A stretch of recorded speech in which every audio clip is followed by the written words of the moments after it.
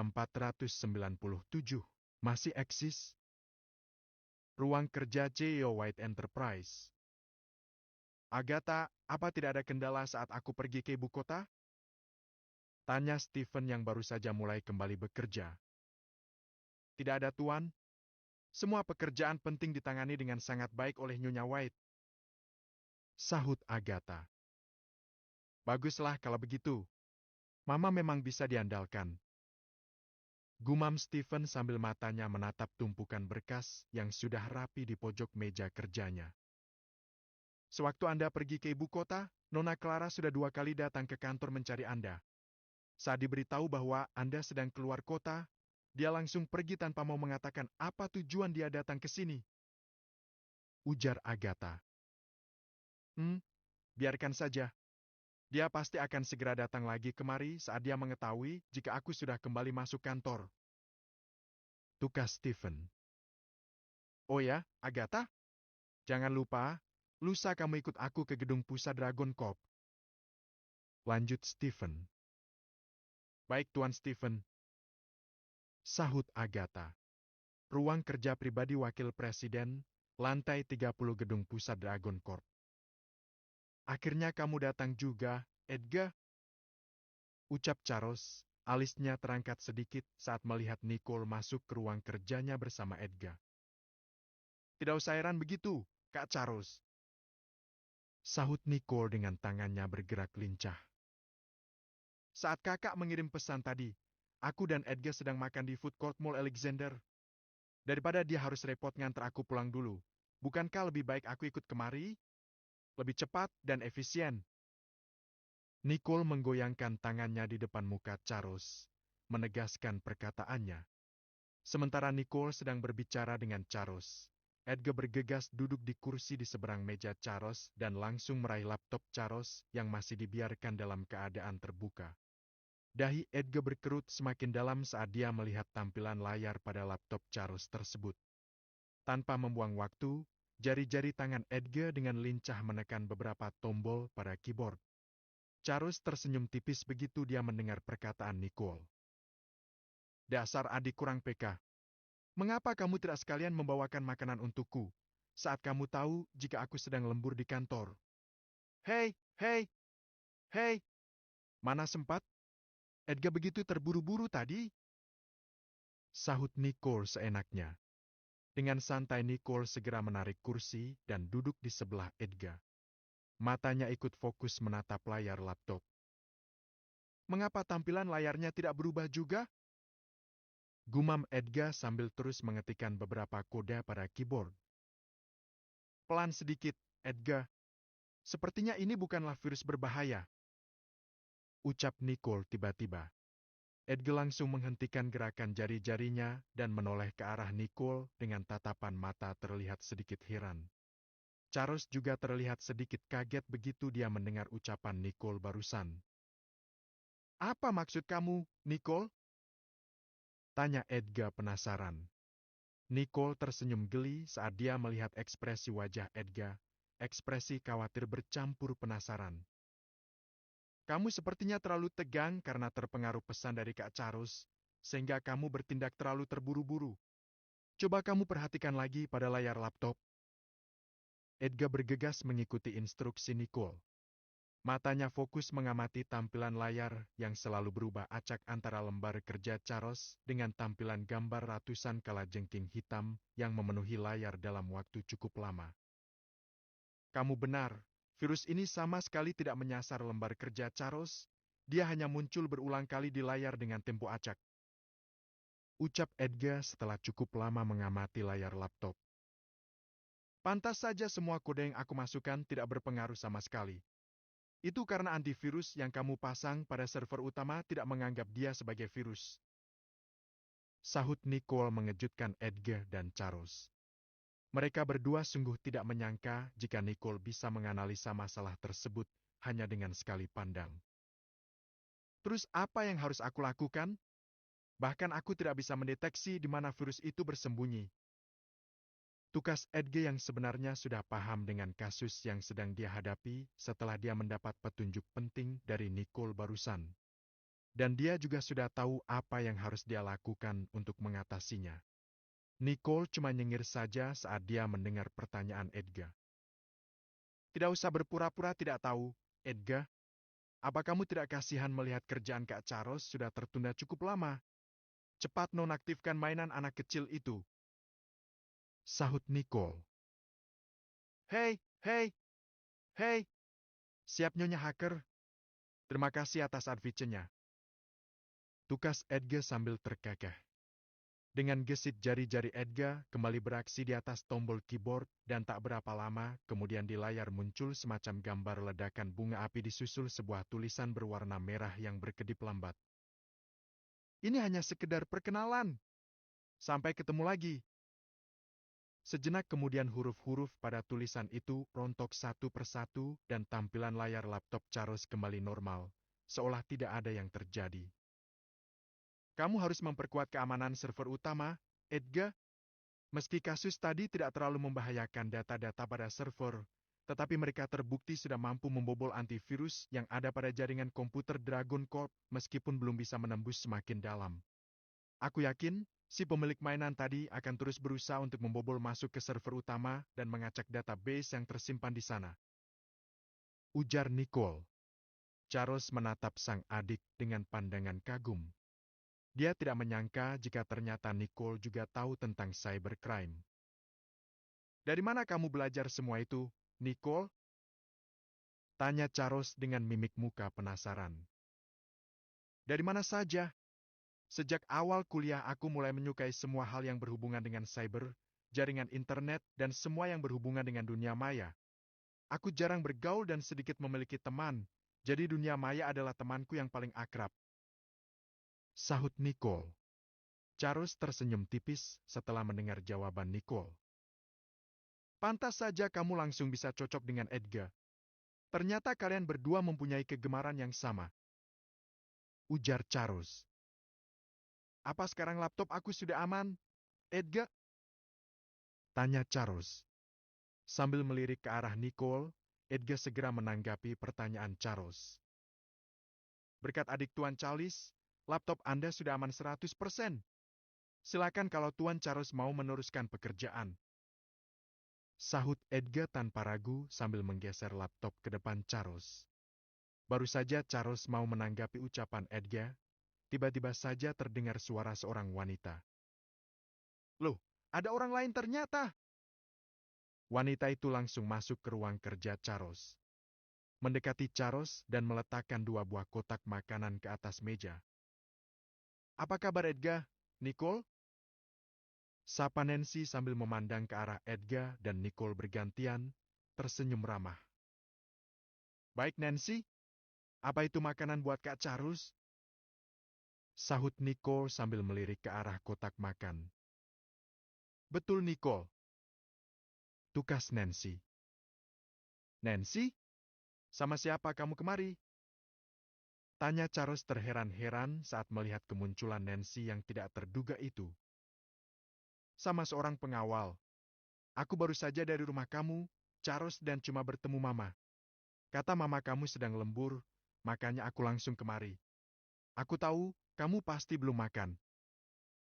Sahut Nancy sambil memandang tajam ke arah Charles. Tatapan mata Nancy yang tampak menyeratkan protes itu langsung membuat Charles tertegun. Tiba-tiba saja Charles menepuk dahinya dengan keras. Ekspresi wajahnya menunjukkan rasa bersalah. Aduh, maafkan aku Nancy.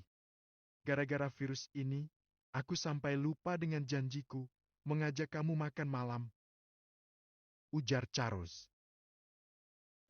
Ternyata ada yang sedang ingkar janji. Seloroh Nicole sengaja menggoda sang kakak. Charles langsung melotot ke arah Nicole. Bukan ingkar, Nicole. Tapi lupa, virus inilah biang keroknya. Tukas Charles. Iya, aku tahu. Kakakku bukanlah orang yang suka ingkar janji. Nancy, tolong kamu maafkan Kak Charles ya. Ucap Nicole. Nancy tampak tersenyum geli saat dia mendengar ucapan Nicole tersebut.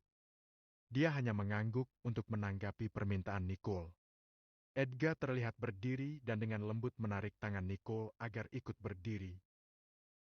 Berhubung masalahnya sudah selesai, aku akan mengantarkan Nicole pulang dulu, Tuan Charles. Aku akan langsung balik lagi kemari jika Anda masih membutuhkan tenagaku. Ucap Edgar. Nicole yang sebenarnya belum ingin pulang dan akan mengajukan protes pada Edgar, langsung membatalkan niatnya saat dia melihat kode dari Edgar agar tidak membantahnya. Edgar tahu diri dan sangat paham jika kedatangan Nancy sambil membawa 2 kotak makan itu adalah untuk mengajak Charles makan bersama dan dia tidak ingin menjadi penghalang kebersamaan Charles dan Nancy. Tidak usah Edgar, kamu langsung pulang saja. Setelah makan, aku juga akan langsung pulang. Sahut Charles. Terima kasih Tuan Charles. Tukas Edgar sambil berjalan keluar dari ruang kerja Charles. Nancy, tolong jaga kakakku baik-baik ya. Seru Nicole yang kemudian berjalan cepat menyusul Edgar tanpa menunggu jawaban dari Nancy. Ruang keluarga, kastil kakek buyut. Lynch, apakah masih ada lagi yang ingin kamu sampaikan kepada Brian dan Sean? Tanya Edward sambil menoleh ke arah Eddie Lynch.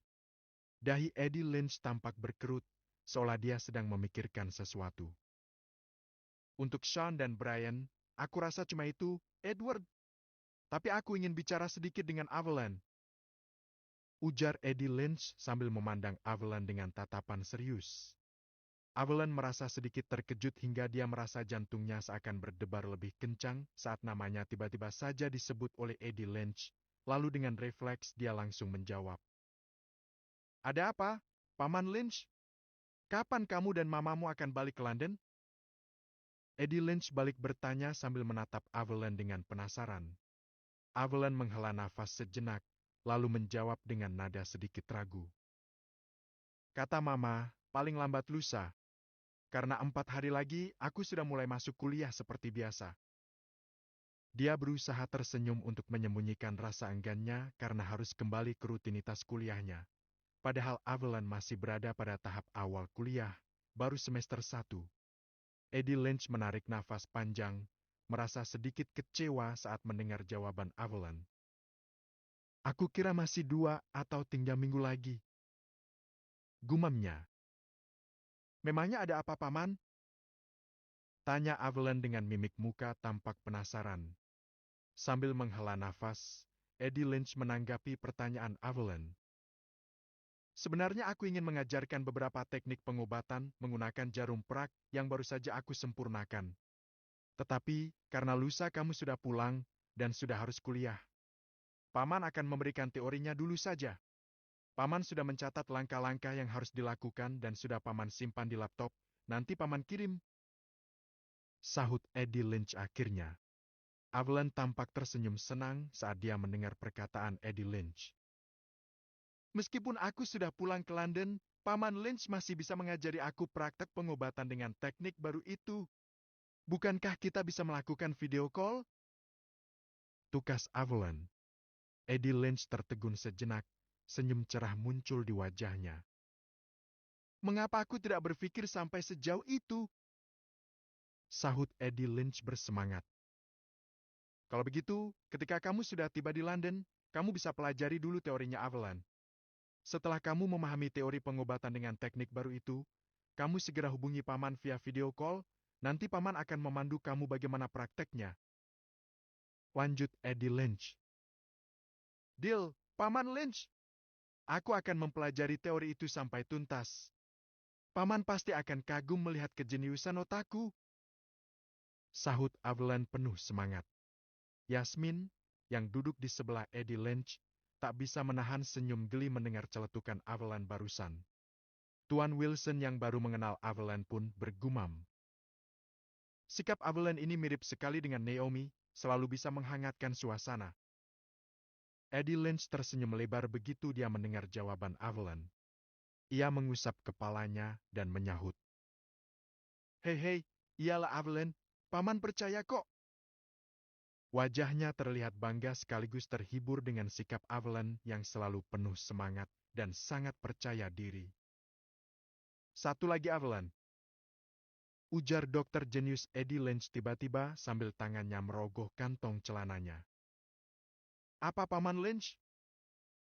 Tukas Avalon sambil melihat satu kotak besi kecil berwarna keperakan seukuran kotak korek api yang disodorkan oleh Eddie Lynch kepadanya. Ini ada 3 buah pil hitam yang terbuat dari ramuan bunga ajaib dan bahan obat lainnya. Karena kamu sudah mewarisi sebagian ilmu pengobatan kuno milikku, maka kamu berhak untuk mendapatkan ini. Paman yakin pil ini akan sangat berguna suatu saat nanti. Nanti, Paman juga akan mengajarkan cara membuatnya. Sahut Eddie Lynch. Terima kasih Paman Lynch. Seru Avalon sambil meraih kotak kecil di tangan Eddie Lynch tanpa sungkan. Mata Avalon tampak berbinar mendapat hadiah yang begitu berharga dari sang paman tersebut. Dia memang sudah mengetahui kehebatan khasiat pil hitam itu dari cerita Brian saat melakukan pengobatan pada Tuan Barkley White, papanya Stephen. Simpan baik-baik Avalon. Kamu kan sudah tahu jika pil itu tak ternilai harganya. Ucap Brian sengaja mengingatkan Avalon. Dengan cepat Avalon mengangguk. Siap bos. Sahut Avalon cepat. Sambil terus tersenyum akibat geli dengan tingkah laku Avalon yang begitu random, Eddie Lynch menoleh ke arah Sarah dan berkata, Untuk pengantin baru, aku membawa hadiah khusus. Ujar Eddie Lynch sambil menyodorkan botol kaca kecil yang di dalamnya ada 3 buah pil berwarna pink kepada Sarah. Apa ini Paman? Tanya Sarah tanpa sadar. Sarah menimang-nimang botol kecil yang baru saja dia terima dari Eddie Lynch setelah melihat sekilas isinya. Pil itu akan membantu kamu dan Brian untuk bisa secepatnya memenuhi keinginan kakek dan nenek buyut kalian.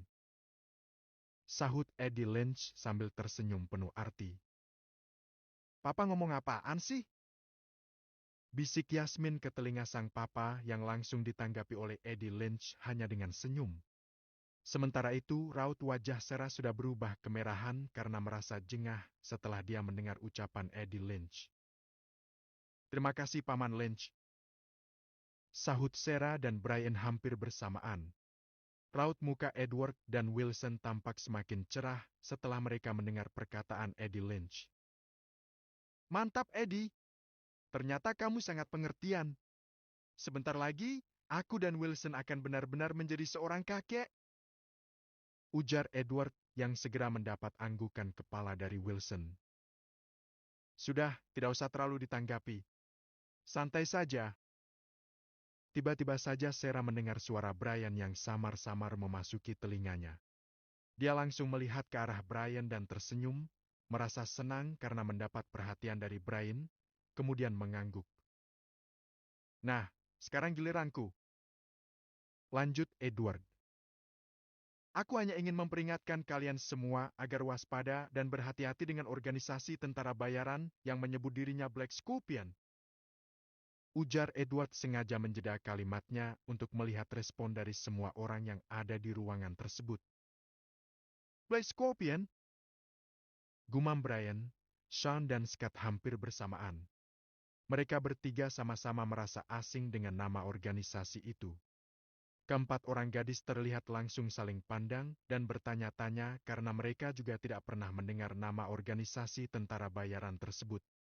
Eddie Lynch dan Wilson terlihat mengerutkan dahinya setelah mereka mendengar ucapan Edward tersebut. Sudah lama sekali aku tidak mendengar nama Black Scorpion disebut orang.